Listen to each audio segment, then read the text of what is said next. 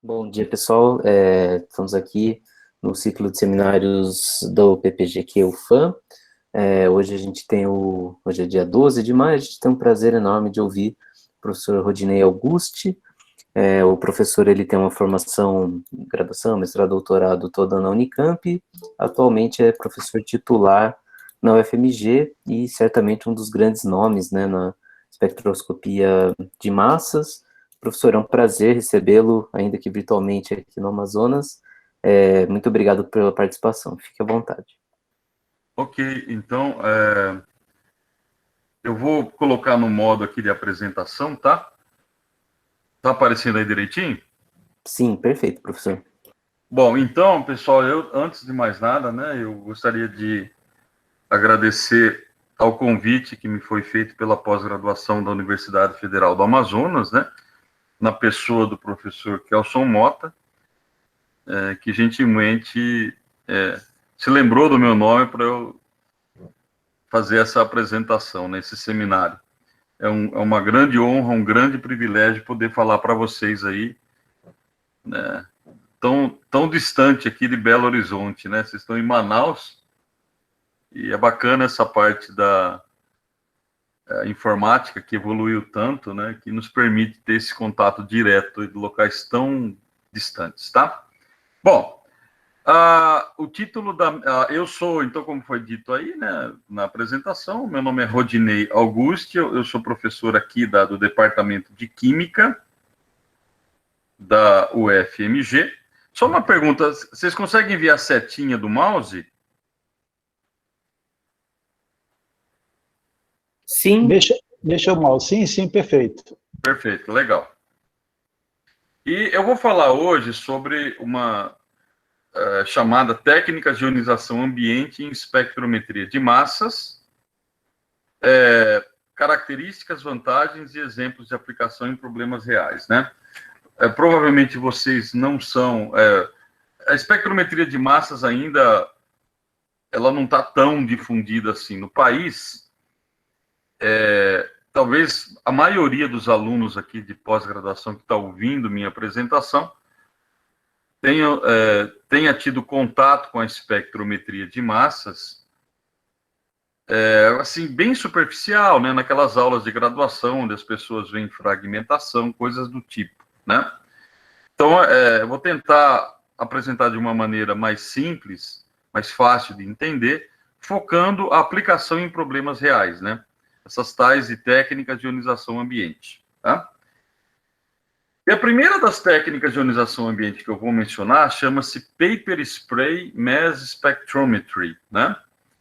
Ela foi desenvolvida por esse professor aqui, o professor Robert Graham Cooks, da Universidade de Purdue, nos Estados Unidos, onde eu fiz meu doutorado, pós-doutorado, e aqui eu tenho a foto, né, do título do primeiro paper que foi publicado sobre Paper Spray Mass Spectrometry. Ele foi publicado, é uma técnica muito recente, né? Ele foi publicado pela primeira vez em 2010. Como diz aqui esse diagrama, depois a gente vai entrar em maiores detalhes, aqui é exemplificado com uma análise de sangue. Você coloca uma gota de sangue num papel, cortado na forma triangular, aplica uma alta voltagem através de um jacarezinho na base do triângulo, junto com um solvente que carrega os analitos que estão presentes no sangue, e na pontinha do triângulo você gera íons derivados desses analitos, e o espectrômetro de massas detecta esses íons, né? Vocês devem se lembrar que a espectrometria de massas trabalha exclusivamente com espécies carregadas. Então, há necessidade total de se ter um método que gere íons, para que eu possa enxergar os analitos presentes na amostra que eu estou analisando, né? Então, o Paper Spray é uma técnica de ionização ambiente. Eu posso fazer análises qualitativas e quantitativas. Vou dar exemplos aqui dos dois, tá? Em matrizes muito complexas, como fluidos biológicos, alimentos in natura e processados, bebidas, drogas de abuso, etc. e eu consigo resultados de uma maneira muito rápida. Essa é a grande vantagem. Entre colocar a amostra no papel e obter o resultado final, isso te leva por volta de 1 minuto, né? Então, é uma técnica que perfeita para realização de triagens, de screenings, né? Onde você consegue analisar a sua amostra e dizer se um determinado analito está presente ou não. Aqui eu tenho um diagrama mais completo do paper spray. Aqui eu tenho o papelzinho, onde eu adiciono a amostra e o solvente. O solvente serve para carrear os analitos até a pontinha do triângulo. E os analitos são ionizados. Normalmente eles são protonados. E os analitos protonados são atraídos para dentro do espectrômetro de massas, né? Qual é o mecanismo de geração de íons? Eu não sei se vocês conhecem. Ele é muito semelhante ao mecanismo eletrospray, né? Onde, pela ação dessa alta voltagem aplicada na base do triângulo, eu consigo, através de um processo de oxirredução, remover o contraíon e liberar, em fase gasosa, os analitos normalmente protonados em fase gasosa, que são atraídos para dentro do espectrômetro de massas. Bom, quais são as variáveis que afetam o paper spray? Tipo de papel. O melhor desempenho que se tem é o papel cromatográfico, né? Eu consigo obter sprays mais estáveis e espectros reprodutivos. Eu esqueci de falar, na pontinha desse triângulo, desse papel, gera-se um spray, daí o nome, né? Paper spray. E a partir das gotículas de spray é que os analitos carregados, positivo ou negativamente, eles são atraídos para dentro do espectrômetro de massas, né? Qual o solvente que eu uso para carrear a amostra pelo papel até a pontinha do triângulo? Os mais indicados são misturas de água metanol ou água acetonitrila. E diferentes proporções, eu preciso testar para otimizar. Então, os solventes que eu uso em paper spray são semelhantes àqueles que eu uso em eletrospray. E qual é a posição do papel na frente do espectrômetro de massas? Qual é a distância da pontinha na entrada do espectrômetro de massas? Tudo isso eu preciso otimizar. Eu tenho que colocar o papel não muito longe da entrada do espectrômetro de massa, senão os íons gerados não vão conseguir ser atraídos para dentro. A partir de uma distância, que é por volta de 1 centímetro da entrada do espectrômetro, eu consigo bons resultados. E qual é o ângulo da pontinha do triângulo, né? Normalmente 45 graus geram os melhores resultados, de 30 a 45 graus. Ângulos muito maiores que esses não geram bons resultados. Não, é porque eu preciso ter a pontinha do triângulo para que o spray seja gerado, os analitos se acumulem na pontinha e sejam liberados para a fase gasosa, tá? Bom, eu vou falar um pouquinho sobre, bem rápido, né, de quimiometria, que numa das aplicações que eu fiz, a gente utiliza. Aqui eu tenho um típico espectro de massas obtido a partir da análise de uma amostra por paper spray. O espectro de massas é constituído de íons com sua respectiva razão massa sobre carga e suas intensidades, né? Normalmente intensidades relativas. Esses valores dos íons e suas intensidades relativas, eu coloco numa matriz, eu chamo matriz X, né, para gerar os resultados que eu vou analisar e tomar minhas conclusões, né? Uma outra ferramenta da quimiometria que eu vou utilizar após, né, a construção da matriz X é um método chamado PLSDA, onde eu discrimino as amostras. eu falo da seguinte maneira: essa amostra pertence à classe A, esse outro conjunto de amostras pertence à classe B. Eu já entro com essa informação prévia. Por isso, PLSDA é considerado um método supervisionado. Após o tratamento dos dados na matriz X, eu consigo ou não distinguir entre as amostras pertencentes a duas classes distintas. É isso que faz o PLSDA.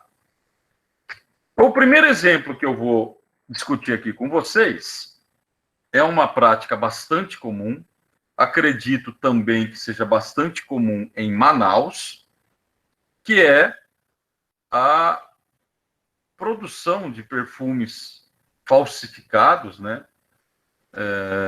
por pessoas que querem angariar lucros de modo indevido.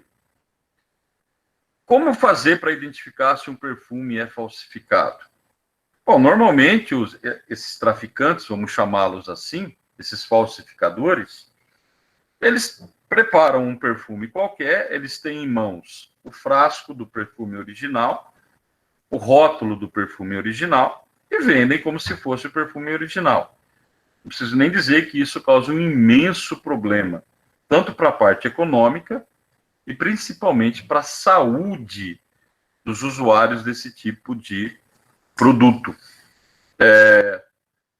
Então, o problema é que a gente buscou, com esses estudos, produzir uma metodologia bastante simples e eficaz e rápida para tentar identificar esse tipo de perfumes falsificados. Alguns dados para vocês entenderem a importância desse tema. O Brasil é o terceiro maior mercado consumidor de produtos de higiene pessoal, perfumaria e cosméticos do mundo. Ele fica atrás apenas dos Estados Unidos e da China, né? Se você considerar que a China tem uma população muito, muito maior que o Brasil, seguramente, per capita, o Brasil está na frente da China, né? Esse setor de perfumaria, em 2015, ele foi responsável por quase 2% do PIB. E esse setor de perfumaria, ele movimentou, em 2015, por volta de 17 bilhões de reais. Então, é um mercado gigantesco e todo produto que tem um preço mais elevado, vocês podem ter certeza, ele será objeto de fraude. Então, no nosso laboratório, a gente tem feito muitos estudos de produtos desse tipo. Então, além de perfume, eu só vou mostrar o perfume na apresentação, mas a gente já estudou azeite de oliva, uísque, medicamentos, mel, aquele óleo de coco e muitos outros, né? Então, a regra é a seguinte: qualquer produto que tenha um valor agregado elevado, vocês podem ter certeza, ele será objeto de fraude, porque os lucros são absurdos. Então, a Polícia Federal age para tentar apreender amostras de perfumes falsificados. E aqui eu tenho, né, a Receita Federal, uma foto, né, da Receita Federal, de um policial da Receita Federal entrando numa loja e apreendendo as amostras ditas falsificadas. Algumas amostras falsificadas são fáceis de serem identificadas pelo rótulo. O rótulo é muito mal feito, até com erros de português. O problema é quando a falsificação é sofisticada, né? Uma simples inspeção visual não te permite ver essa fraude, né? Aqui eu tenho algumas manchetes mostrando esse problema, né? Pelo Brasil todo. Apreensão de 150 frascos de perfume falsificado em Limeira, uma cidade aqui do estado de São Paulo. Apreensão em shoppings no Espírito Santo de perfumes falsificados.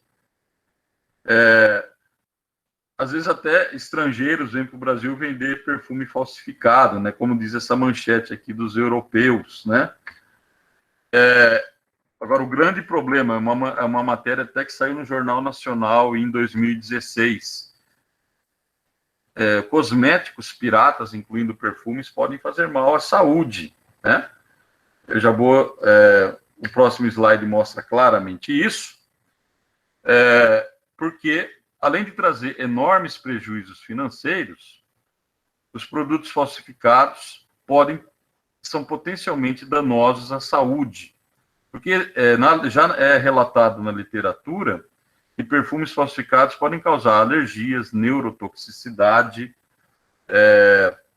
porque os traficantes não estão minimamente interessados com a saúde do usuário. Então, aqui eu tenho uma foto de aqui é até um sintoma mais leve, mas é uma alergia, né, causada pelo uso de perfumes falsificados. Alergia talvez seja o problema menos grave causado, né, por esses produtos. Eles também podem causar problemas neurotóxicos, né, neurológicos.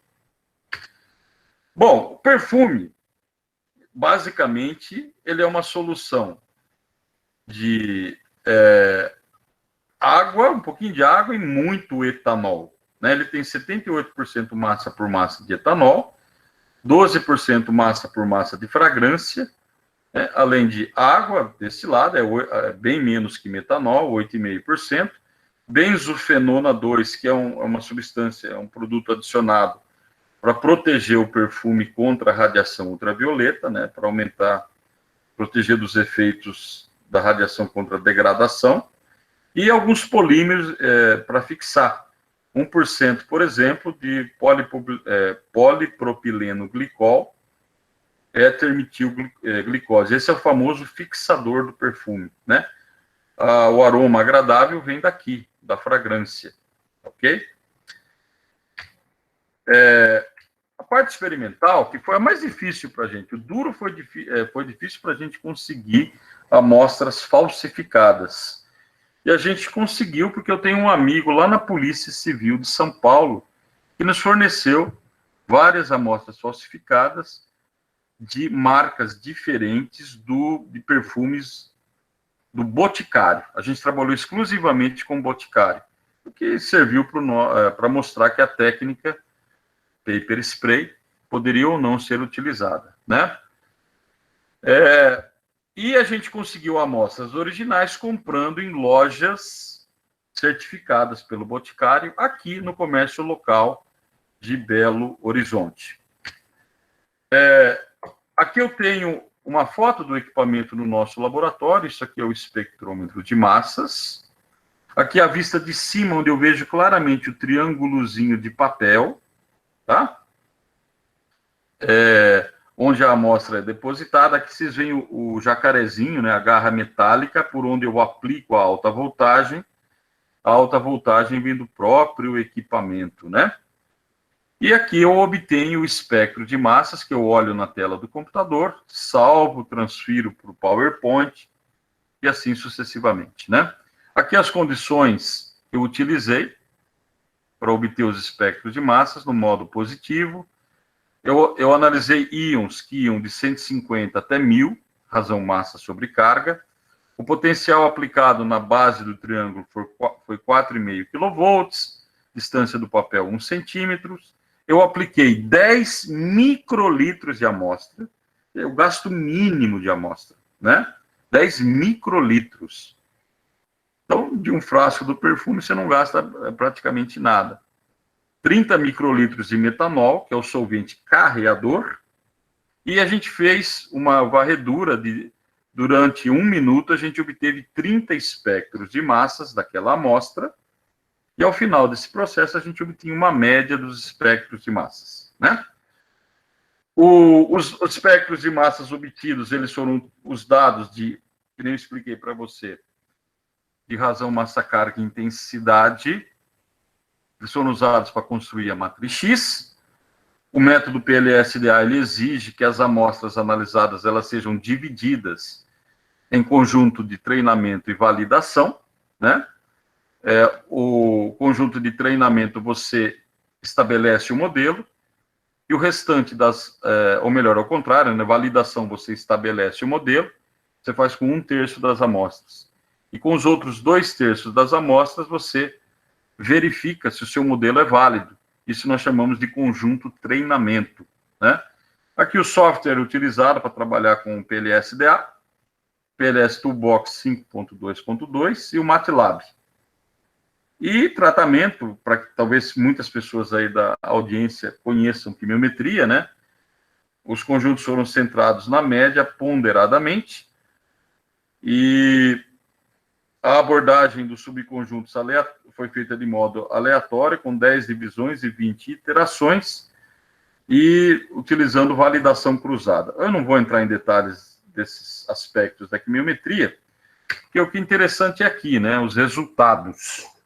Então, veja bem, de cara você já vê a análise do perfume chamado Arbo, onde nós analisamos o original e o falsificado. Está aqui o espectro de massas do perfume Arbo, o original.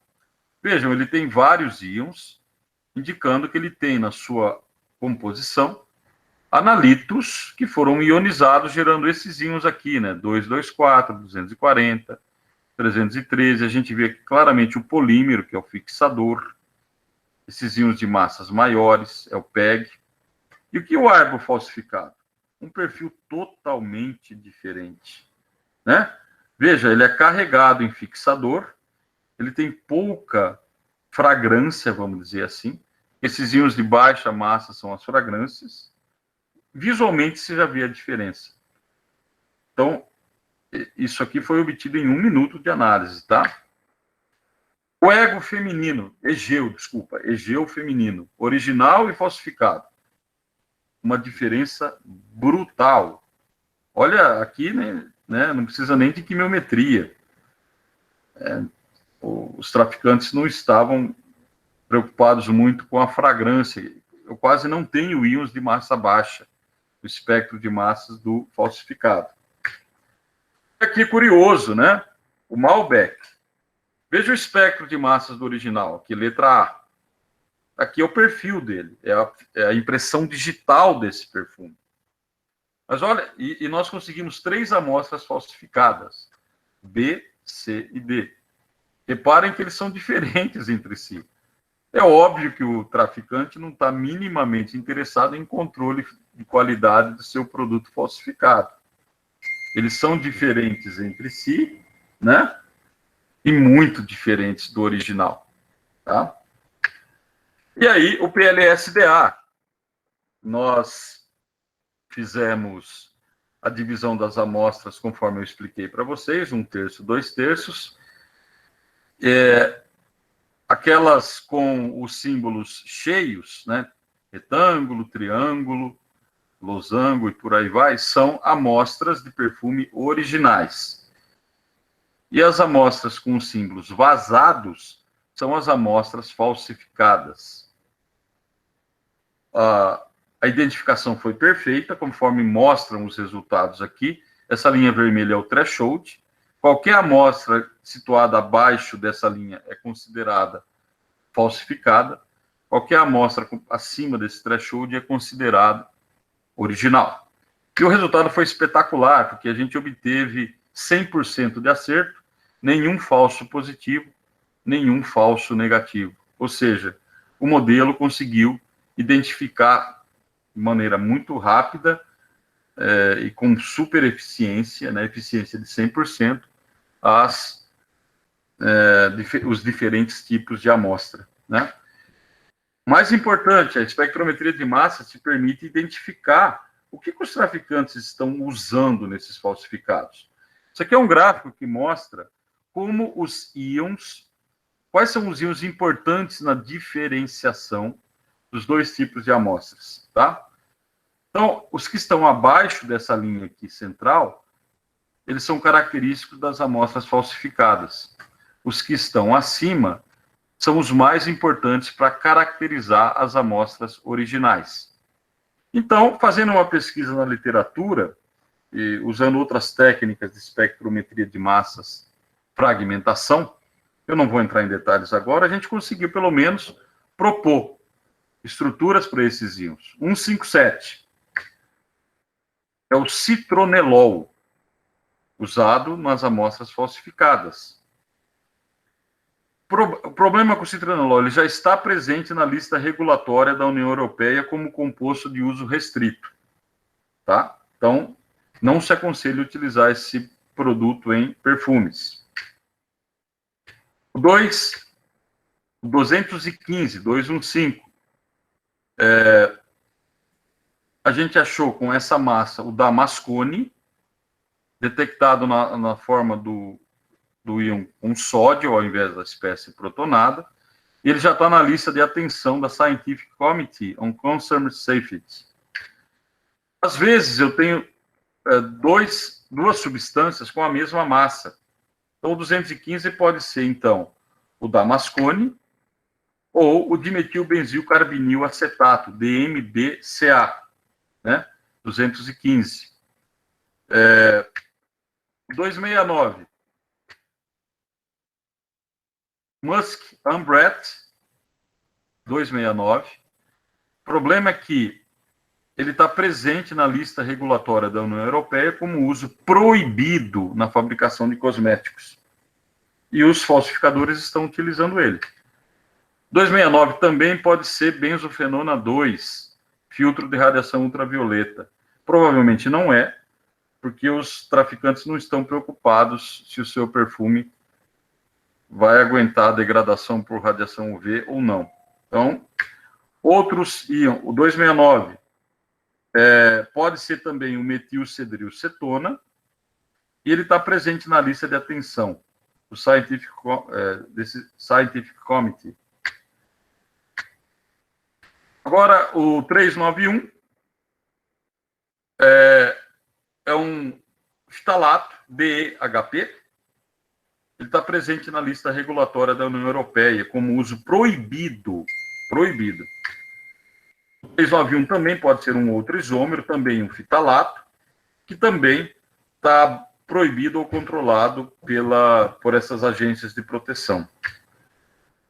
E, da parte dos originais, o 313 são cinamatos, é o etilohexilmetoxicinamato, e a função dele é que ele protege o perfume também contra a radiação ultravioleta, né?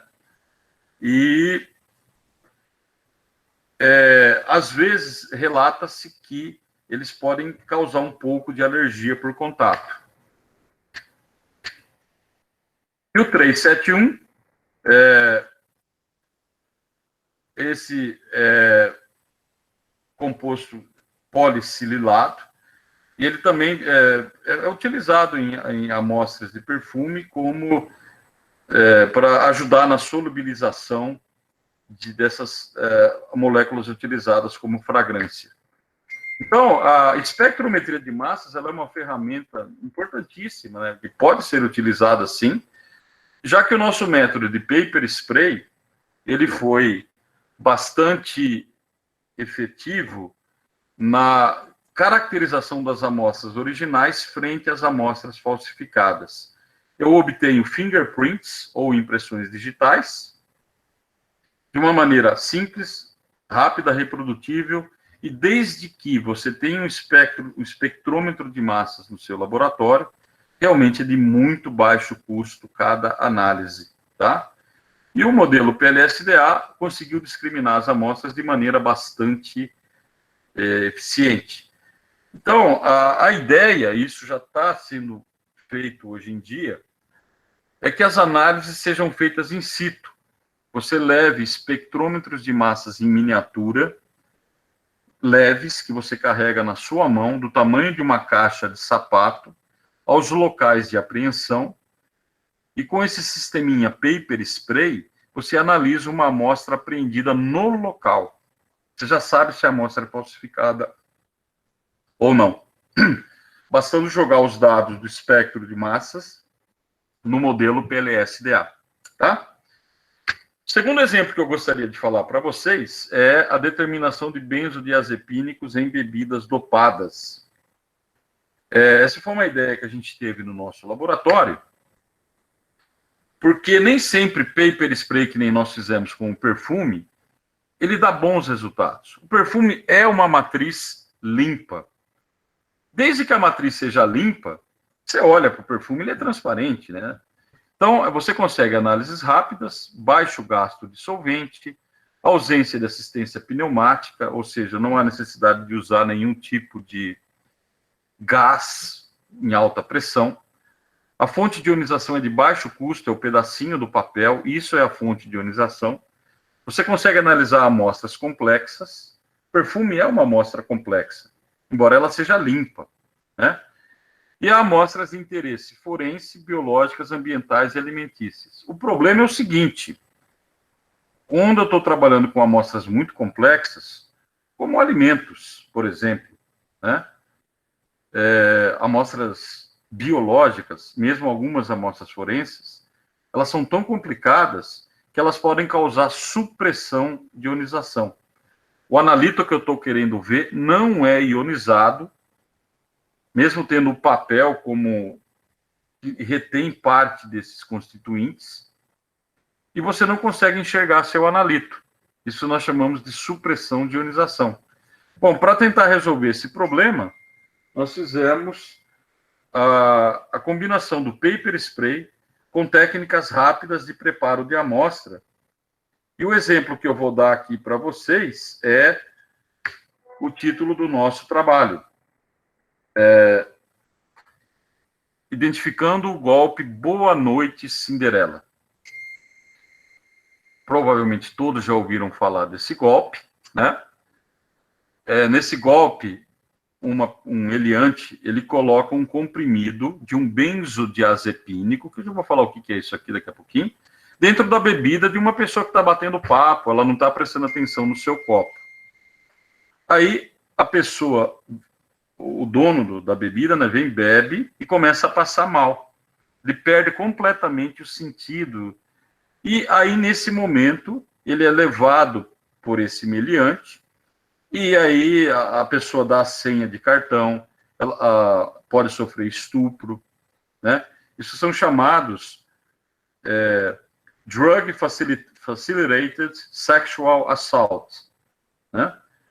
Então, e eles são caracterizados pela ingestão de alguma substância dopante.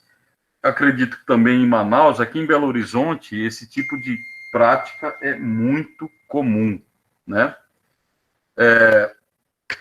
Bom, os benzodiazepínicos, eles são medicamentos utilizados no tratamento de epilepsia, insônia, ansiedade. Eles têm efeitos sedativos e anticonvulsivantes, né? Eles causam relaxamento muscular e redução da pressão arterial, semelhante aos efeitos do etanol, mesmo em baixas doses. Aqui eu tenho o esqueleto da estrutura química dos benzodiazepínicos. Todos eles são constituídos pela fusão de um anel benzênico com esse anel de 7 membros, contendo 2 átomos de nitrogênio. Um exemplo é o diazepam, talvez seja o mais famoso deles, né? Ele tem o mesmo esqueleto e ele tem substituintes, como um átomo de cloro, um anel benzênico, uma carbonila, em posições específicas. Bom, como é que se faz atualmente para se detectar se uma pessoa foi vítima, né, desse tipo de prática, né? Depois que a pessoa passa mal, recolhe-se o sangue e faz-se análise cromatográfica do sangue, né? Então, só vai se descobrir se a pessoa foi vítima depois de muito tempo. O que a gente propôs é que, ao invés de fazer a análise do sangue, a gente faça a análise da bebida no bar, de preferência in situ, in loco, utilizando, conforme eu já expliquei para vocês, o espectrômetro de massas em miniatura, tá? Bom, então a gente fez colocou nossa ideia em prática, e a ideia é pegar uma bebida dopada por um comprimido de um desses benzodiazepínicos e analisar por paper spray para ver se a gente consegue enxergar os íons característicos dessas drogas. E a parte experimental envolveu o preparo de diferentes tipos de drinks, né, que são comumente vendidos em bares, todos eles alcoólicos, né? cerveja, Coca-Cola mais vodka, energético mais vodka, suco de pêssego light mais vodka, né? São matrizes bem complicadas. Não parece, mas a Coca-Cola tem um monte de açúcar, né? E ela pode causar supressão iônica. Então, é uma matriz complicada. E cada uma dessas bebidas a gente dopou com um benzodiazepínico, os mais comuns receitados por psiquiatras. O diazepam, alprazolam, clonazepam, bromazepam e cloxazolam. Só para vocês terem uma ideia, nós pegamos um desses comprimidos para ver se a gente conseguia detectar os íons específicos de cada um dos princípios ativos, né? Dissolvemos eles em água, pegamos uma alíquota, colocamos no papelzinho e obtivemos o espectro de massas. Veja aqui, no comprimido de bromazepam, a gente fez para todos os 5 benzodiazepínicos, né? O bromazepam, ela é uma molécula que tem bromo. Então, eu vou ver no espectro de massas o padrão isotópico típico do bromo. Não sei se vocês se lembram disso, né? Mas eu tenho a assinatura do bromo. Então, eu consigo ver os 2 íons que caracterizam o bromazepam. 316, 318, depois eu posso fragmentar para comprovar. O clonazepam, ele tem um cloro, aqui nesse anel benzênico, um grupo nitro, e eu tenho a assinatura do cloro, através também, esses 2 íons são isóbaros, tem a mesma massa, 316, 318.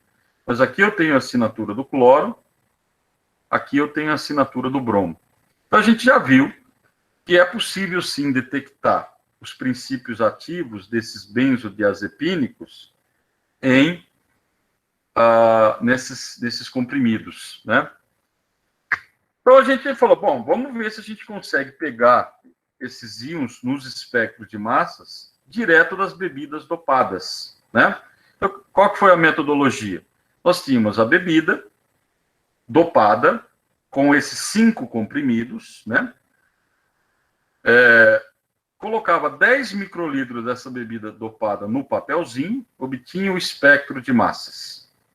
E a gente já sabe quais íons cada benzodiazepínico gera no espectro de massas. Então, aqui eu tenho alguns resultados, né?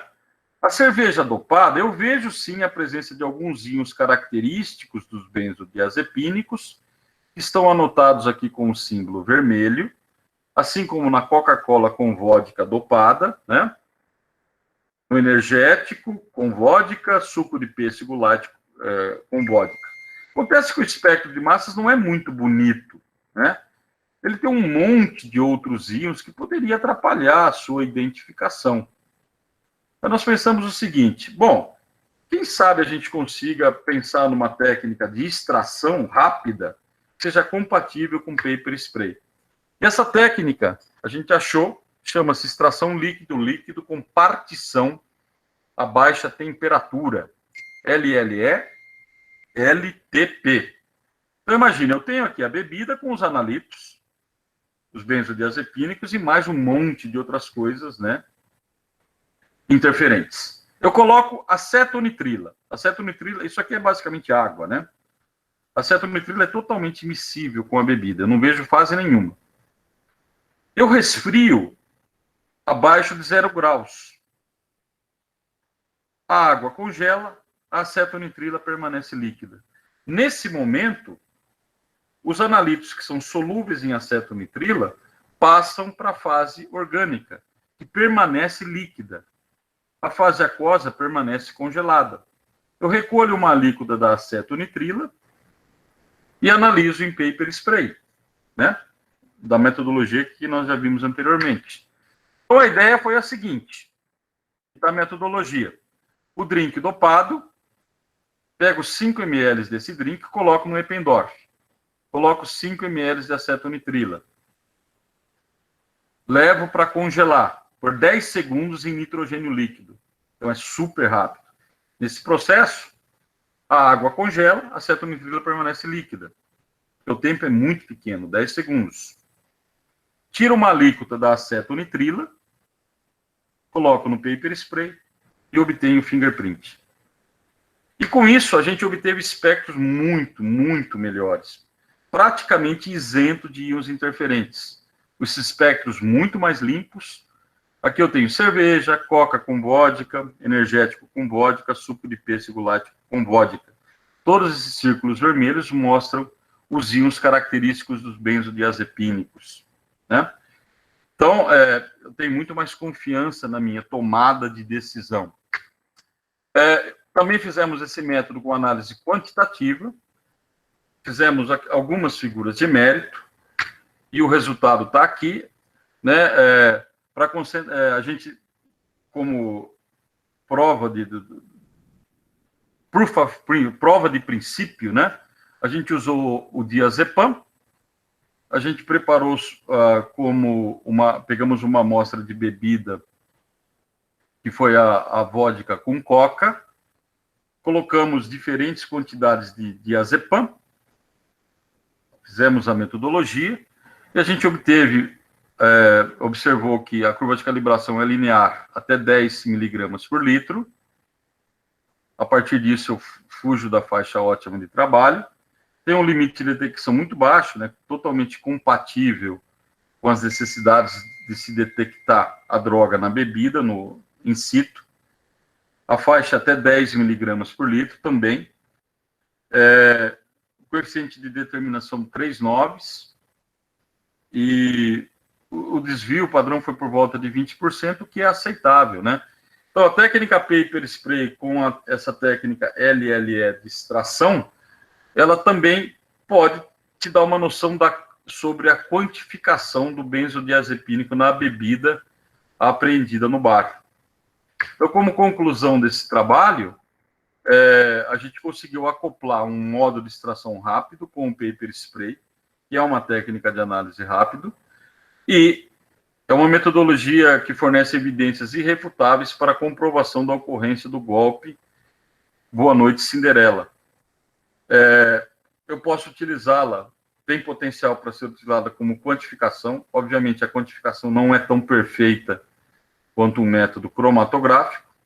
E o mais importante é que eu consigo aplicar essa metodologia no local, in situ, utilizando um sistema portátil que já existe e levando um recipiente com nitrogênio líquido, né, um cilindrinho de nitrogênio líquido, que também já existe, né? Então já existe tecnologia para isso, tá?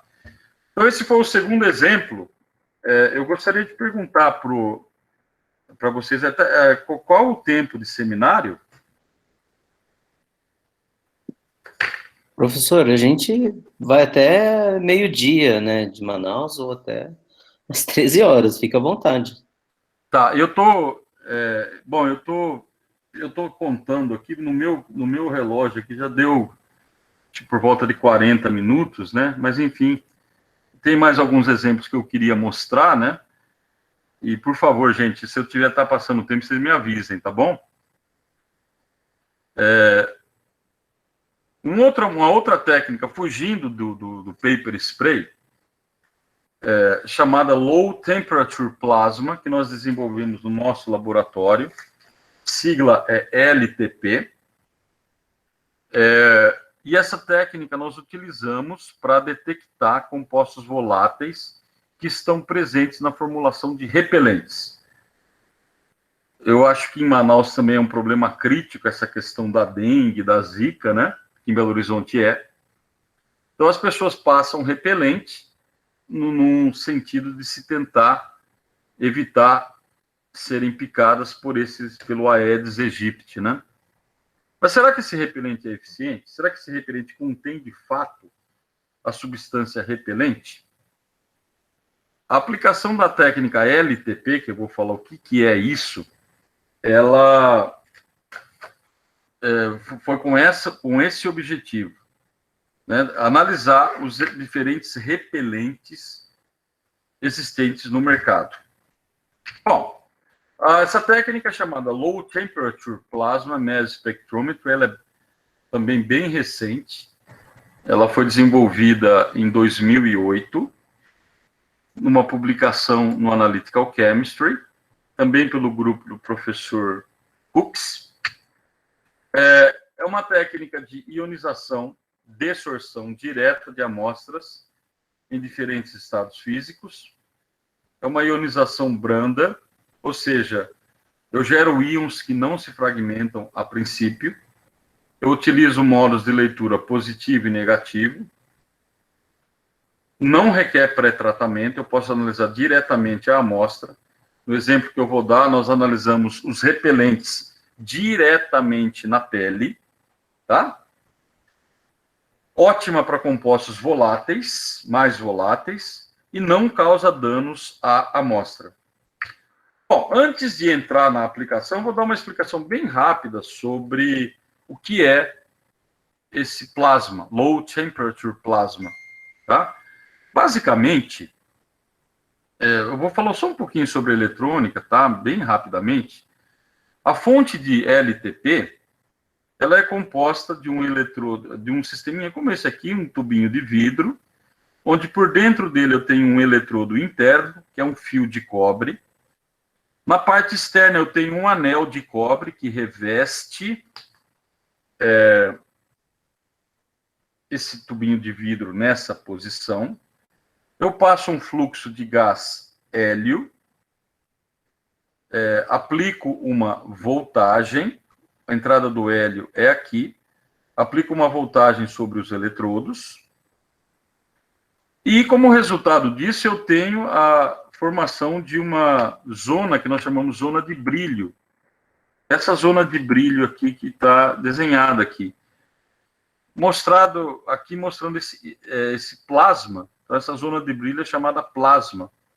Esse plasma colide com uma superfície, ele transfere carga para os analitos que estão depositados na superfície, e os analitos ionizados entram no espectrômetro de massas. Aqui eu tenho uma visão bem mais ampliada dos dois eletrodos, né? O eletrodo interno, que é aquele fio, o eletrodo externo, que é aquele anelzinho de cobre, gerando esse plasma a baixa temperatura, tá? Esse plasma a baixa temperatura, essa região aqui que é o fluxo de hélio contendo espécies excitadas, devido a essa corrente que eu aplico nos eletrodos, ele tem uma temperatura ambiente, não é aquecido, o que permitiu a análise dos repelentes diretamente sobre a pele, né? Bom, e como é que os íons são gerados? Os átomos de hélio nessa região, em contato com esse eletrodo, a junção do eletrodo interno e externo, eles são excitados eletronicamente e geram hélio, átomos de hélio no estado eletrônico excitado. Na região de brilho, que é o plasma, está ambiente, esses átomos de hélio, eles entram em contato com as moléculas que estão presentes naquele ambiente, por exemplo, água, nitrogênio, oxigênio, e geram espécies como H3O+, espécies N2+, várias espécies. Na realidade, esse mecanismo de geração de íons a partir do plasma é ainda pouco conhecido.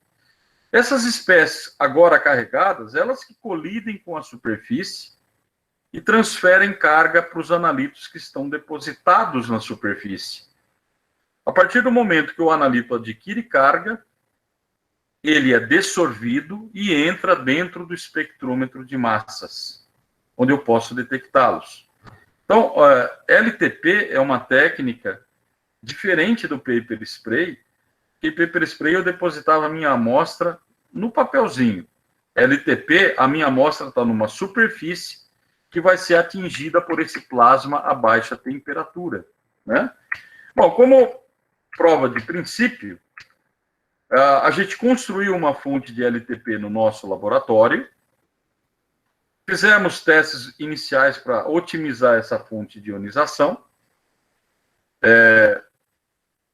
e analisamos os repelentes. em vários tipos de superfície.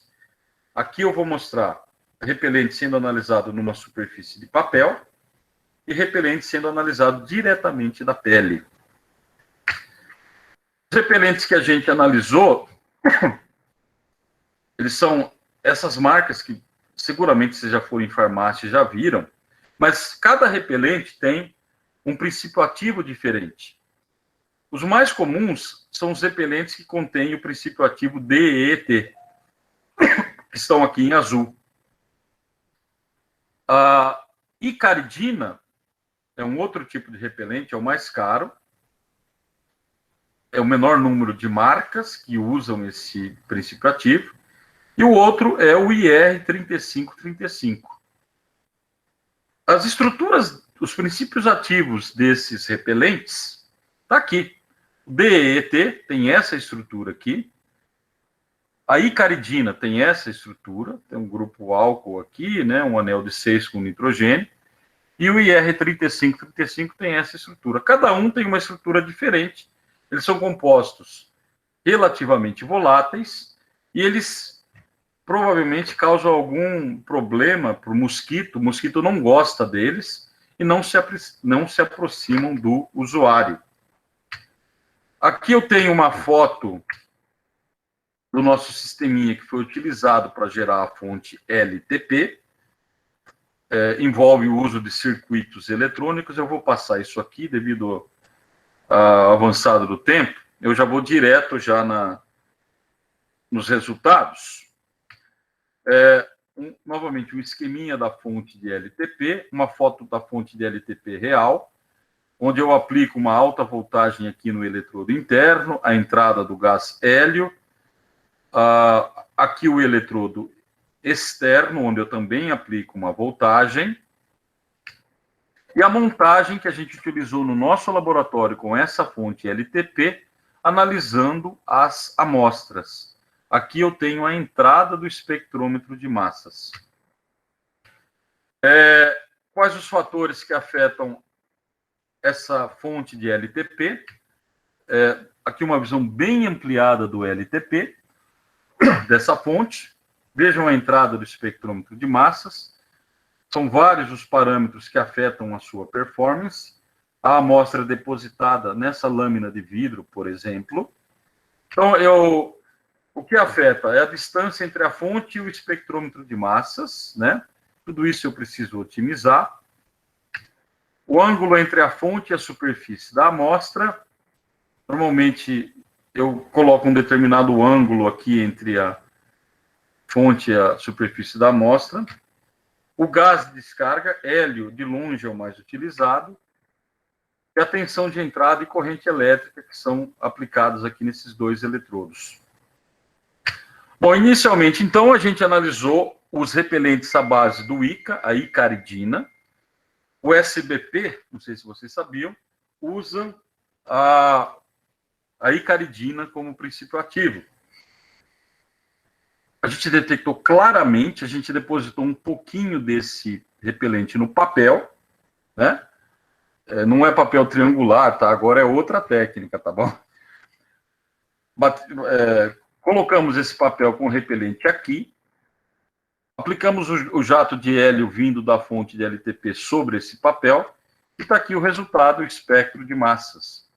Eu vejo um íon 230, característico da icaridina, cuja estrutura, deixa eu voltar aqui, está aqui a estrutura, icaridina, ela tem uma massa de 229 daltons, na sua forma protonada, 230. Então, deu um espectro de massas limpo, perfeito. Está aqui a estrutura da icaridina protonada, a sua fragmentação, para confirmar que é ela. Fizemos a mesma coisa com repelentes à base de DEET. Conseguimos comprar na farmácia 5 marcas diferentes. Detectamos claramente o DEET, que é 192, e o dímero de próton, que também é ele, tá? E foi confirmado pela fragmentação. E, finalmente, o IR3535, a gente detectou como íon 153, da mesma maneira, e a sua fragmentação, 216, não é 153 não, e a sua fragmentação originou, né, o íon filho que o caracteriza. Tá? Então, o 216 e o 431 é o íon dímero de próton, que também é ele, tá? Bom, aqui claramente, analisando os 3 espectros de massas dos 3 repelentes com princípios ativos diferentes, a gente vê que eles são muito distintos, né? Visualmente eu consigo verificar a diferença entre eles. Eu nem preciso de quimiometria para isso. Então, se uma pessoa estiver vendendo o mais barato, se não me engano, é o DET, como se fosse icaridina, a diferença de preço é o dobro. Não sei se já fizeram esse tipo de falsificação, senão isso é muito atraente para fazer, né? Você vai estar comprando um produto cujo valor que você está pagando é muito inferior, né, ao valor real dele. E analisamos diretamente o repelente na pele. Está aqui a foto, né, mostrando o aluno responsável, ele passou o repelente na pele, colocou a sua mão na frente do espectrômetro de massas. Primeiro a gente obteve o espectro de massas da pele, não tem qualquer sinal do repelente, porque como repelente a gente utilizou o DET como teste, tá? Tá aqui o espectro de massas da pele, onde eu apliquei DET. Aqui é o branco da pele, sem repelente, com repelente. O 383 é o dímero de próton do DET. E, só por curiosidade, a gente fez um acompanhamento em função do tempo para verificar se o repelente ia sumindo. Embora as nossas condições fossem muito precárias, e a gente ia repetir esse experimento, mas isso foi em março de 2020, a pandemia não permitiu, a gente tem aqui alguns resultados que mostram a tendência de queda dos sinais 192 e 383, que são o DET, a soma dos dois, mostra uma tendência de queda no papel cromatográfico, que é esse verde aqui, e também com uma boa vontade, né, na pele, indicando que o repelente vai perdendo eficácia. Vocês percebam, então, que atualmente as empresas vendem esse repelente e fazem testes de... Ele fala, olha, o repelente dura 2 horas. Com a nossa metodologia é possível ver se de fato o repelente está lá ainda, o princípio ativo está lá ainda. Né? Como eu disse, o nosso sistema é muito precário, não dá para ter uma conclusão, mas em 2 horas, depois de 2 horas, ainda tem bastante repelente lá. Talvez não seja necessidade, talvez não haja a necessidade de se passar uma nova quantidade do repelente, tá? Como conclusão, a gente consegue fazer análises rápidas e diretas de várias superfícies. Veja, a prova está lá naquela foto. Esse plasma não causa queimadura na pele, porque ele é temperatura ambiente. As condições são ambiente, eu consigo fazer uma análise direta da amostra, diretamente na pele humana. A fonte foi construída no nosso laboratório, com materiais muito baratos, né? Então, uma fonte como essa, se ficou R$20, foi muito, tá? E eu consigo aplicar, uma das aplicações foi a análise de repelentes. Tem outro tipo de aplicação, onde as pessoas detectam resíduos de pesticidas em casca de fruta, diretamente na casca, sem necessidade de fazer qualquer tipo de extração, e você vê se um determinado pesticida está presente ou não na casca, tá? Enfim, esse foi a terceira aplicação, e a última, mais 10 minutinhos, viu, gente? Desculpa aí, eu estou tomando tempo de vocês aí, passei um pouquinho da hora, acredito eu, tá? Aplicação da técnica 10 de MSI na detecção de transgenia. Rapidamente, transgenia todo mundo sabe o que é moda hoje em dia, alimentos transgênicos Se você for no supermercado e comprar qualquer pacotinho lá que tiver um triângulo amarelo e um T, ele usou alimento transgênico. Será que esses alimentos transgênicos são seguros? Ora, eu vou falar sobre o caso do milho. Talvez o milho e a soja são os alimentos onde mais se tem transgênicos. Você inserir um gene de uma bactéria no milho transgênico para evitar que pragas destruam a produção. Mas você tem um gene estranho ali. Esse gene está produzindo metabólitos. Será que fazem mal para a gente? Bom, é isso que a gente tentou responder essas questões. Falar um pouquinho sobre a técnica DESE, que é parecida com o LTP, só que ao invés de usar o gazelle, eu uso um solvente. Esse solvente, ele gera espécies carregadas que colidem com uma amostra, transfere carga para os analitos que estão na amostra, os analitos dessorvem e vão para dentro do espectrômetro de massas e eu obtenho um espectro de massas. Isso é a técnica DESE de modo muito simplificado, tá? Bom, com a técnica DESE eu posso conseguir obter imagem de íons. Imagens. Como é que eu faço isso? Imagina uma superfície como esse círculo amarelo aqui. Eu vou passando o spray da técnica DESE, ponto sobre ponto, numa mesma linha dessa superfície. Cada ponto que ele bate, ele dissolve íons e gera um espectro de massas. Então, ele vai fazendo ponto após ponto. Depois ele vai para a linha de baixo. Cada ponto que ele bate, ele gera um espectro de massas. Então, uma superfície gera uma coleção imensa de espectros de massas.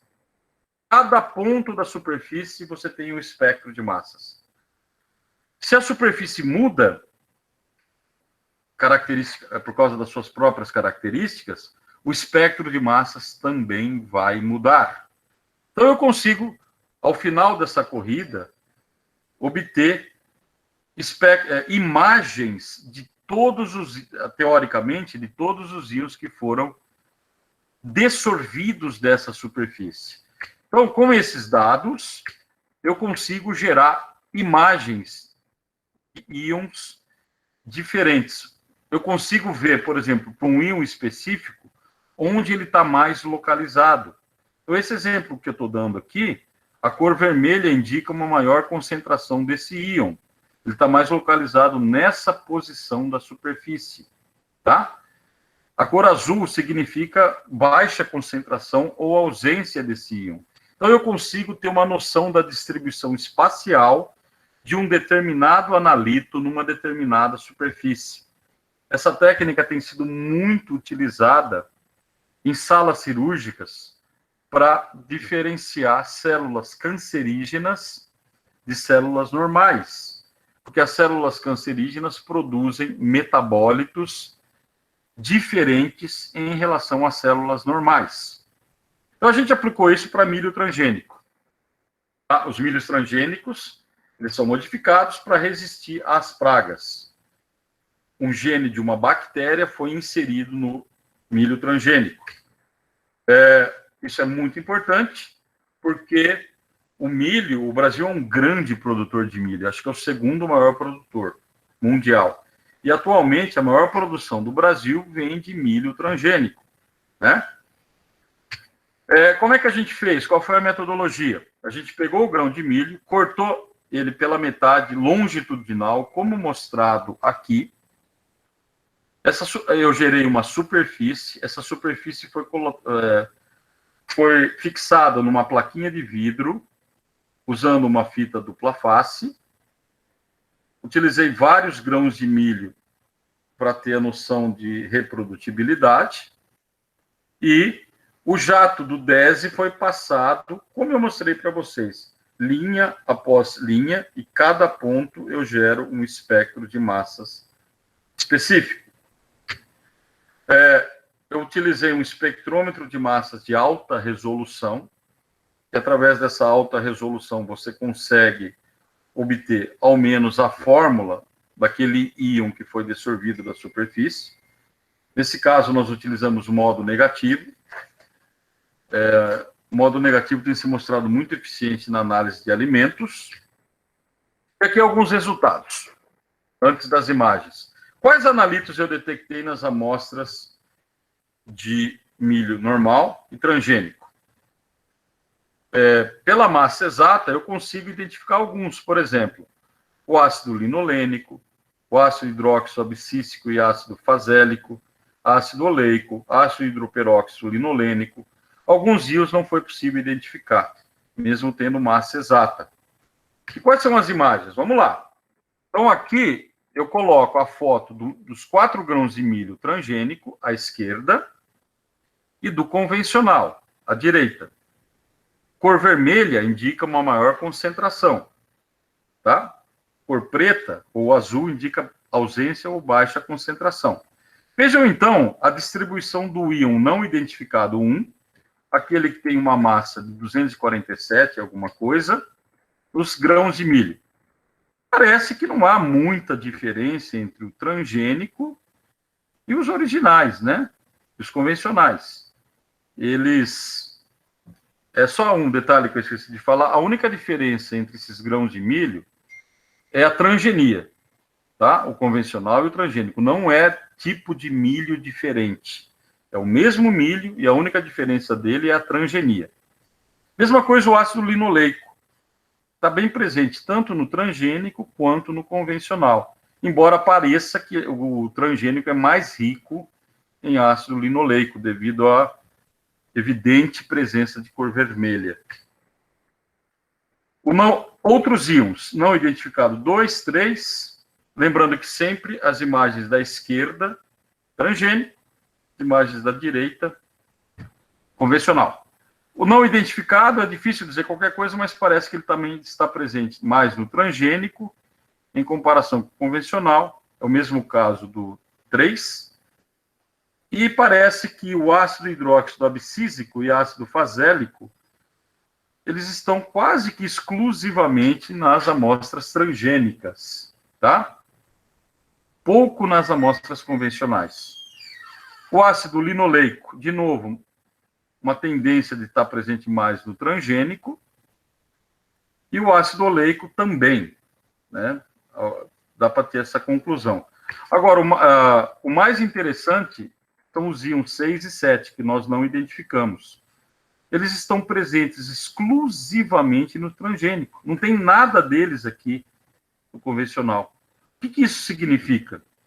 Não sei. Isso pode representar um problema. Nós íamos continuar esse trabalho, mas tivemos que parar por causa da pandemia. O que isso significa? Se esses 6 e 7 forem analitos tóxicos, metabólitos tóxicos, provavelmente, por que eles estão ausentes no convencional? Eles estão sendo produzidos pelo gene da bactéria. Se for tóxico para a gente. Então, esse é um tema muito polêmico, muito polêmico. Eu uma vez já apresentei esses resultados num congresso de farmacognosia, o pessoal ficou impressionado, né? Esses dados nós não publicamos porque nós precisamos ainda de mais testes, e é um tema muito polêmico, né? Só para ver, o íon 6 e 7, eles foram identificados nos espectros de massas de alguns pontos das amostras transgênicas, como mostra aqui esse espectro de massas. São íons bastante intensos, e eles podem, repetindo, representar um problema, né? Como conclusão dessa parte, eu consegui ver a distribuição espacial e detecção de metabólitos diagnósticos para transgenia em grãos de milho. É muito difícil de obter informação como essa usando outras técnicas. Eu tenho alta sensibilidade e precisão. Para encerrar, eu gostaria demais de agradecer, né, as agências de fomento, CNPq, CAPES, e aqui em Minas Gerais, que é a nossa FAPEMIG, né?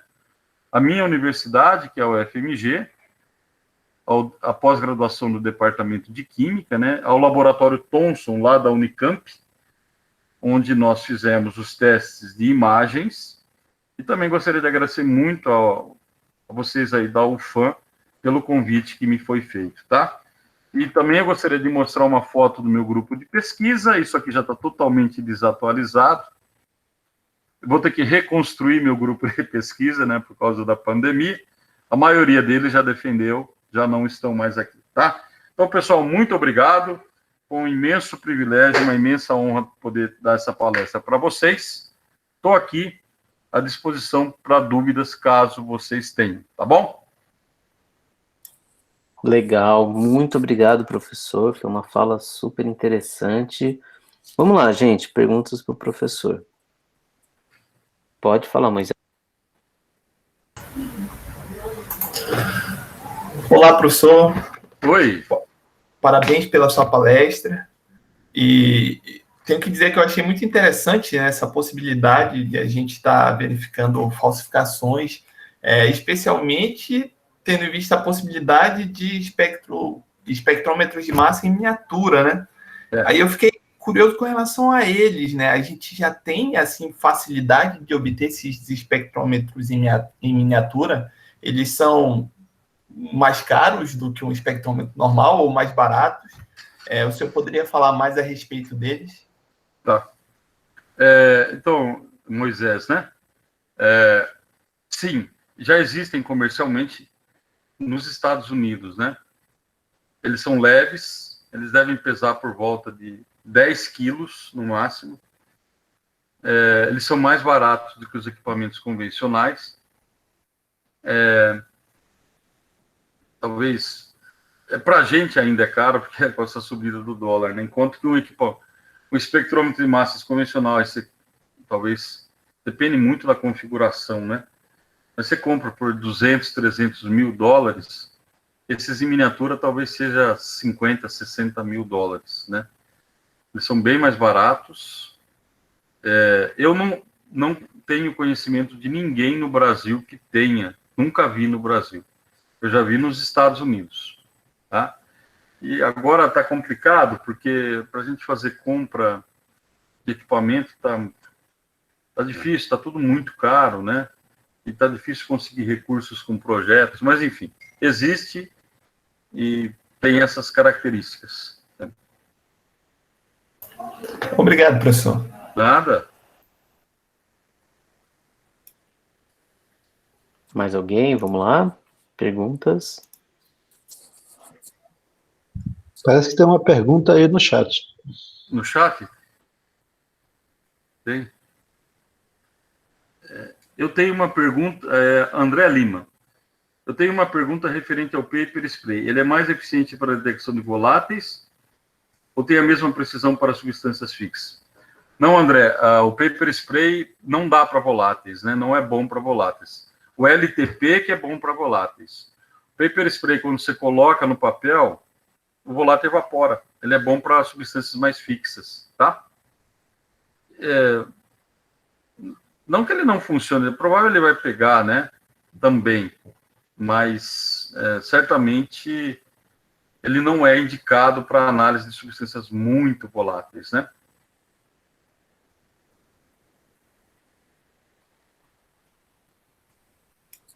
Quem mais? Pode falar, professor. Professor, obrigado pela palestra, muito interessante aí. Eu gostaria de entender, professor, como é que funciona a questão do paper spray, porque ali existe uma série o formato do papel vai interferir, a distância dele ao espectrômetro.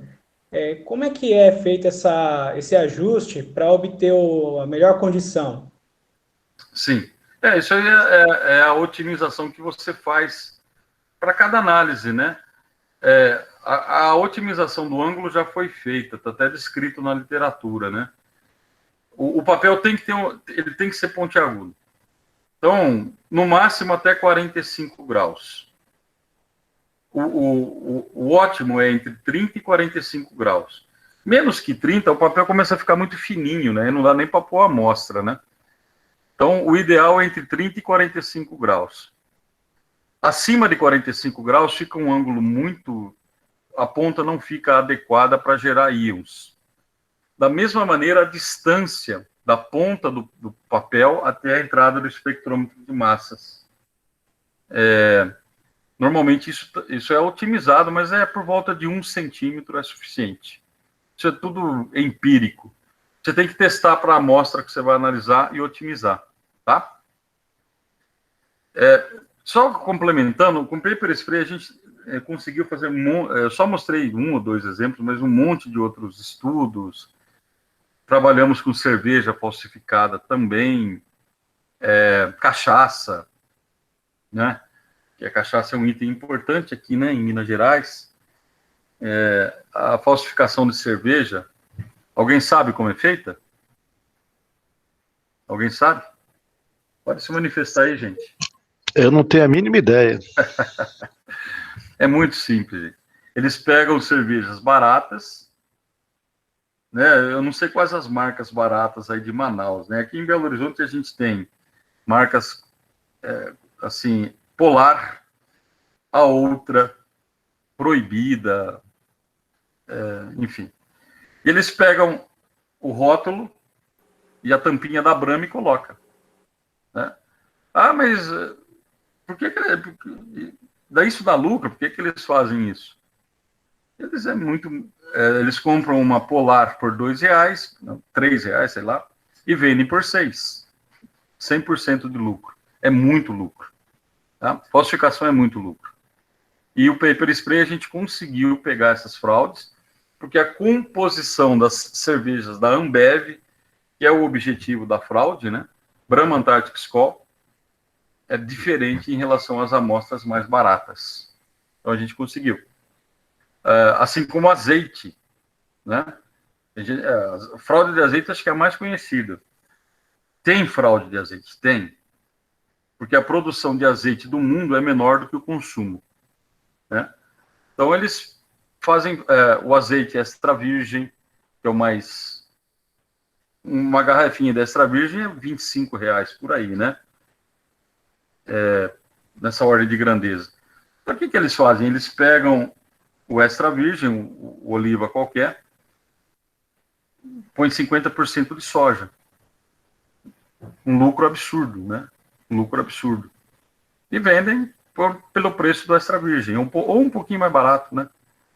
Tem um lucro. Você está comprando metade de óleo de soja como se fosse azeite. Pode ter certeza que isso está acontecendo aí em Manaus também, viu?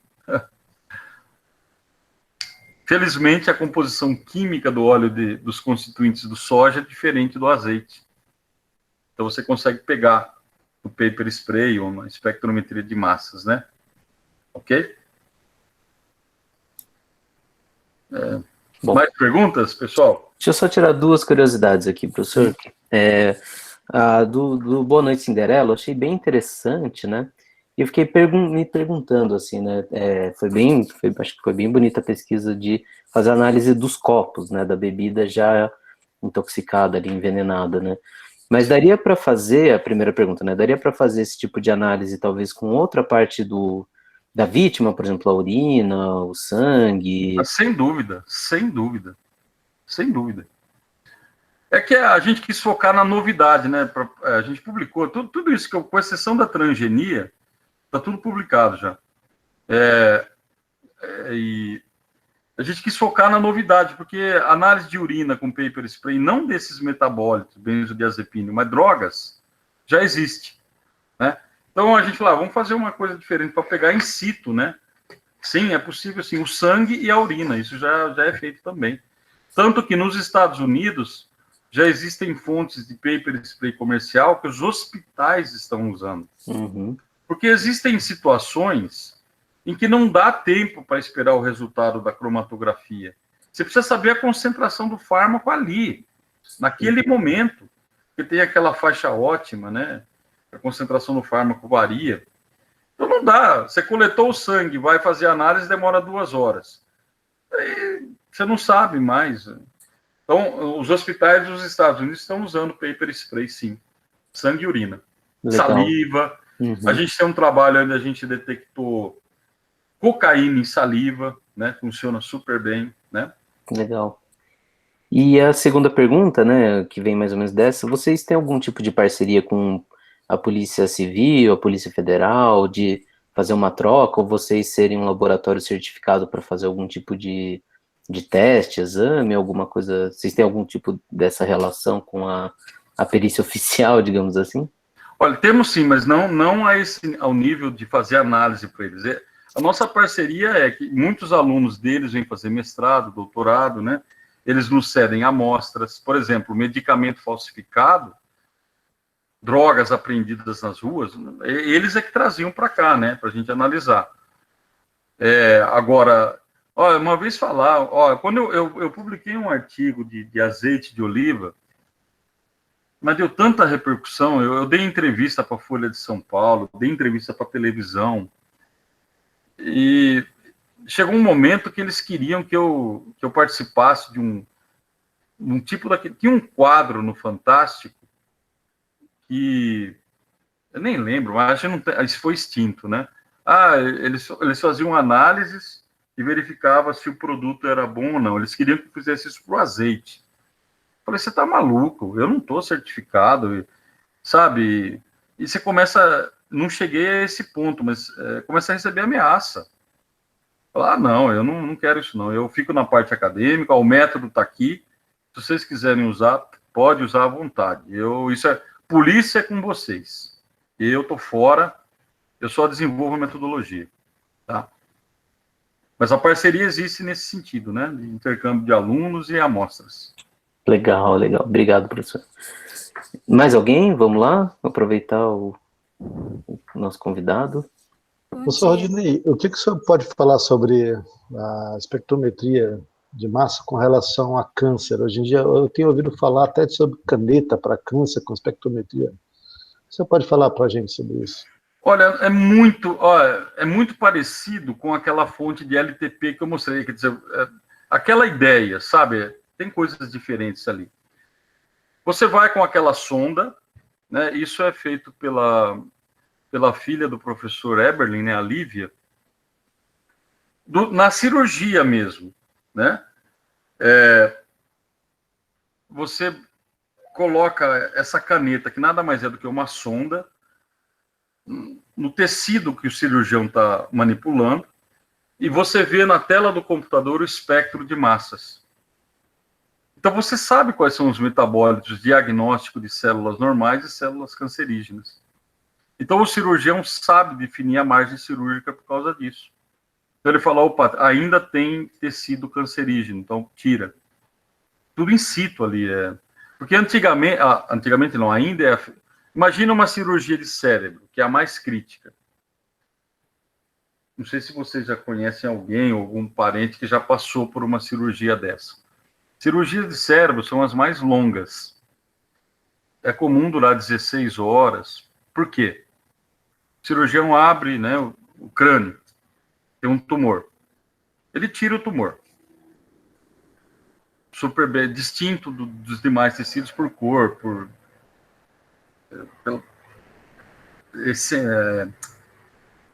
o formato, né, enfim, ser esponjoso, não... Eu nunca vi isso, tá? Tô só falando. Bom, mas enfim, é fácil. Tirou o tumor. E as margens cirúrgicas? Mas tira tudo. Se tira tudo do cérebro, você cega a pessoa. Você faz ela perder a fala, você faz ela perder movimento. É terrível. Então, o que é feito hoje em dia? O cirurgião tira uma lasquinha, manda para o patologista. O patologista fala, isso aqui ainda é cancerígeno. Tira mais um pouquinho. E aí vai. Nesse vai e vem, o patologista, sei lá, demora 10, 15 minutos para dar uma resposta. O paciente fica lá na mesa cirúrgica, né? Então, por isso que demora tanto. E não é muito confiável, né? Chega uma hora que o médico fala, já estou aqui há 16 horas, não vou fechar, porque senão o paciente vai morrer também, né? Aí você fecha, sobrou célula lá cancerígena, ele volta.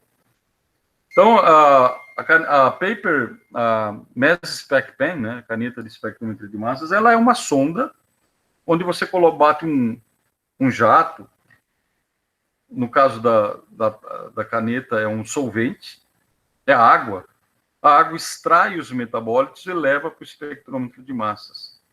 e o cirurgião vê na tela do computador se ainda tem metabólitos que são característicos das células cancerígenas. É assim que funciona. Tá? É muito parecido com o que eu falei.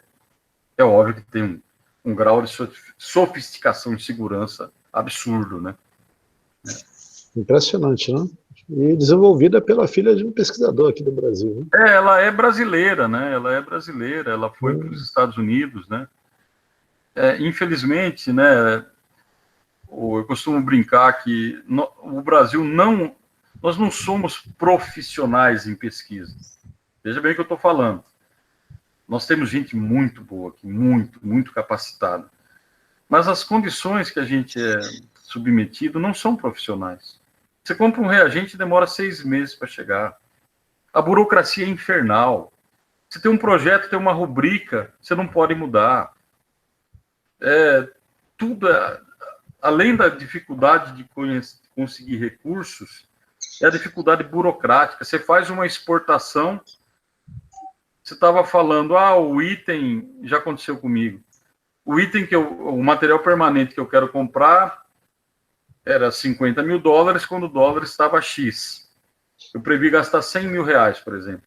Aí subiu o dólar. Eu gastei R$110 mil, eu tive que invadir uma rubrica. Você manda a prestação de contas, o CNPq vem em cima de você. Absurdo. Você não fez nada de errado. Eles ficam cobrando. Você gastou, mas o dólar subiu. Não quer nem saber. Tá vendo? A gestão não é profissional. Tem vários detalhes, né? Não é só falta de recursos.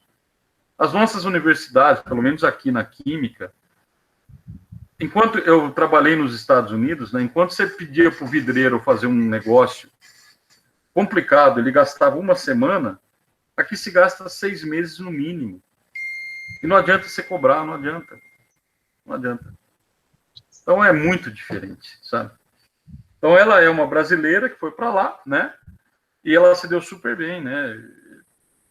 Por isso que brasileiro se dá muito bem no exterior, né? Porque a gente está acostumado a improvisar e trabalhar em condições totalmente adversas, né? Ok, mais perguntas, por favor? Obrigado. Tem que chamar a Lívia Eberlin para dar uma palestra para nós aqui. Ela vai estar no Brasil agora no final de maio, se não me engano. Tá? Rosângela, você tinha aberto o microfone, você quer fazer alguma pergunta? Na verdade, não seria uma pergunta, é agradecer, foi bem, eu fiquei realmente admirada a todos os trabalhos, né, do professor, eu gostei muito, porque envolve não só algo que a gente às vezes acha que é pormenor, como um perfume. Eu tenho uma das minhas filhas que tem problema de alergia. Já vi um caso, passou na TV, de uma moça que morreu pintando o cabelo, a tinta do cabelo matou, porque ela teve uma alergia e trancou a respiração e não deu tempo salvá-la. Então, quando eu vejo essa preocupação com perfume e com repelente, no sentido, se ele não só está fazendo o efeito, mas se realmente o capitalismo, né, que diz a cada 2 horas, e isso é caro, porque eu pensei também muito no filtro solar, que também tem hora para você ficar repondo, o quanto a gente já é difícil comprar, porque são caros, e ter um tempo menor. Então, isso é importante realmente, não só para a gente que está na área, mas eu penso assim, quando eu saio da área e sou apenas um indivíduo na população, quantos não sabem disso? A gente tem que abrir para a população, mas olha aquele outro lado, quando o professor estava falando, né, da pesquisa e do azeite, que ele foi chamado, eu fiz, sério? Como ele conseguiu? Porque eu sei de outro caso de um professor que quase ele perde, né, o emprego dele, ele estava em estado probatório, quando ele foi falar e fez uma pesquisa do Vale do Rio Doce. Para ele, antes de acontecer aquilo, ele já sabia. Mas foi muito difícil para ele teve que desmentir, ele teve que ir para o jornal, porque ficou público, e ele teve que dizer que ele que teve o arquivo, né? Ele que errou. Então, isso para um cientista, para um professor dizer que ele errou, ele sabendo que não tinha errado, isso é horrível, né? Mas voltando para o outro lado, também, o senhor se preocupou também com a parte interna, né? A alimentação, como, por exemplo, esse do copo, eu achei muito interessante, porque o professor até perguntou, mas dá para fazer na urina? Mas, poxa, a vítima já dançou, usando uma expressão assim popular, né? No copo, já pensou se a gente tivesse aparelho, algo que antes de você tomar, você passasse ali, né? Hoje tem os cartões, tem tanta coisa que você paga pelo celular, e no celular você passar no copo e tomar com segurança esse copo, né? Na verdade, a bebida que está no copo. Então, isso também eu achei muito interessante. E em caso da alimentação, eu sou nordestina, amo cuscuz. Fui criada comendo cuscuz antes dessa fase aí. Depois que realmente também já li pesquisas, hoje, se o senhor achar assim, eu como uma vez no mês e ainda meio consciente dizendo, tu tem certeza que tu tá fazendo? Eu fiz, não, mas eu gosto. Né? Então, seria importante realmente a gente ter certeza que essas alterações não estão causando dano em uma comida que eu amo. E é por isso que eu quero agradecer, fiquei bem... E ver essa parte, né? Eu tenho uma filha que tem alergia, então é preocupante você saber que alguém possa ter sérios problemas se a gente também não pesquisar por esse caminho. Então, o meu é muito agradecer pelas suas pesquisas, professor. Obrigado, muito obrigado, viu, pelas palavras. Isso só nos anima a prosseguir, tá? Só um comentário. Parar, mas quando vocês forem, a próxima vez que vocês forem no supermercado, olha lá, qualquer alimentos, aqueles salgadinhos, né, que tem Cheetos, olha, tem lá o símbolo transgênico, comida para cachorro. Depois que eu comecei a trabalhar com isso, eu comecei a olhar. Quase que a totalidade é tudo transgênico. Agora, as empresas, obviamente, garantem que é super seguro, e tomara que seja mesmo, né? Tem vantagens, né? Mas não é milho, porque você colocou um gene lá diferente. A planta está sob estresse.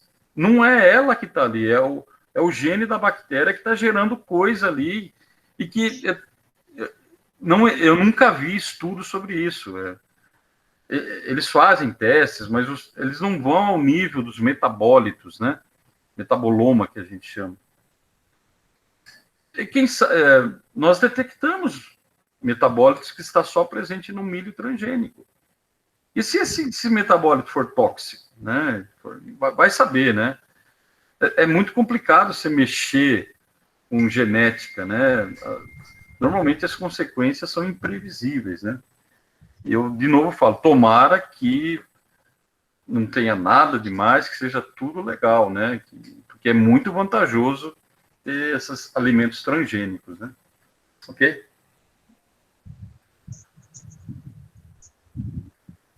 Ok. E essa questão, desculpa, a última pessoa que perguntou, eu não vi o nome. A última a falar foi a Rosângela. Rosângela. Essa questão nos preocupou também, sabe? Porque as empresas falam, olha, usa por 2 horas e passa de novo. Duvido que eles fizeram um teste na pele, duvido. Porque para fazer teste na pele, você tem que extrair, sabe? Nessa extração, talvez não seja nem por má fé. Você perdeu, porque são voláteis, né? A técnica que eu apresentei aqui, não, ela faz direto na pele. E ela está indicando que o princípio ativo está lá ainda, praticamente intacto, sem mexer. Tá certo, a gente precisa fazer novos testes, né? Íamos fazer, mas tivemos que parar e até agora não voltou, tá? Eu estou lendo aqui os chats, só deixa eu dar uma satisfação aqui. O André já respondi, peraí. Braguinha Castro, sua palestra me fez lembrar da possibilidade de atuação do químico na área de perícia. Mas, perfeito, Braguinha, né? Eu acho que é seu apelido, né? Perfeito, Braguinha, é isso mesmo. É um campo espetacular de atuação do químico, né? Tem muita oportunidade na área de perícia. O Afonso, parabéns, professor. Aqui em Manaus temos utilizado a técnica PSMS com bons resultados para produtos naturais. Vou ter que sair. Obrigado. Pena que ele saiu, né, professor Afonso? Pena que ele ia bater um papo com ele. Eu não sabia que já tinha chegado aí em Manaus, né? Talvez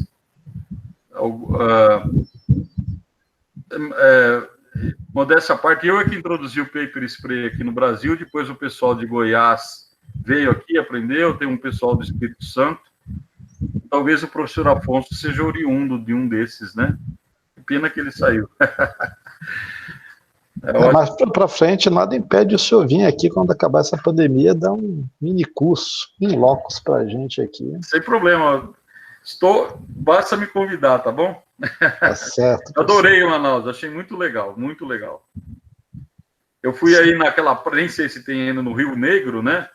Tem uma praia muito bonita, né? Que é cheio de barzinho. E mudou muito, viu? Mudou muito. Melhorou demais de lá para cá. Se gostou antes, agora vai gostar mais ainda. Nossa, eu achei... Nós fomos dar um passeio de barco com o professor... Paulo? Paulo Coceiro. Isso. No Rio Negro. Mas maravilhoso, viu? Água cor de Coca-Cola. Achei fantástico. Lindo. Lindo. Bom, irei com o maior prazer. Seria uma imensa honra, um imenso privilégio para mim, tá bom? Tá certo, professor. Professor Tori? Então, acho que a gente pode encerrar. Então, eu queria só pedir para o professor Rodinei parar a apresentação. Sim. Obrigado. Daí a gente pede para todo mundo abrir as câmeras, né? Quem puder, para a gente registrar uma foto aqui do evento e também já, quem puder também abrir o microfone para a gente bater uma palma aqui para o nosso convidado também.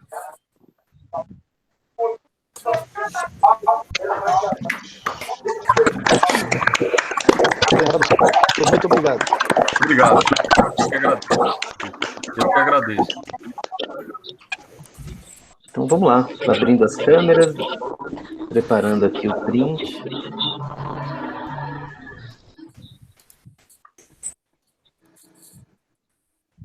Vamos lá, dou-lhe uma, dou-lhe duas. Primeira foto, vamos tirar uma segunda, última chance para quem estiver por aí.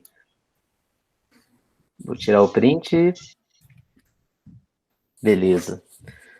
Obrigado, professor Rodinei, mais uma vez. Eu que agradeço. Prazer enorme recebê-lo.